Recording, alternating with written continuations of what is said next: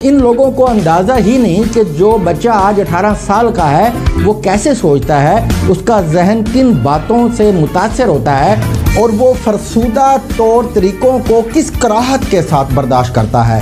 ये 18 से 21 बरस तक के बच्चे और बच्चियाँ हर साल लाखों की तादाद में वोटर्स की शक्ल में बढ़ रहे हैं। इन्हें एक पोस्टर पर एक ही ख़ानदान के 4 अफराद की तस्वीर कतन मरूब नहीं करती और ना ही ये रिवायती किस्म के नारेबाजी से मुतासर होते हैं। मगर पॉडकास्ट का मजाक उड़ाने वाले इन बातों को क्या जाने, वो अभी तक उसी तरीक़ाकार से बाहर नहीं आए जब घर घर जाकर लोगों को वोट की पर्चियां बनाकर दी जाती थी और हाथ में माइक्रोफोन पकड़कर जलसे का ऐलान किया जाता था। इन्हें अंदाज़ा ही नहीं है कि आवाम, ख़ास तौर से नौजवान और ख़वातीन के सोचने समझने का अंदाज़ अब यकसर बदल चुका है। हम 2022 में पहुंच चुके हैं।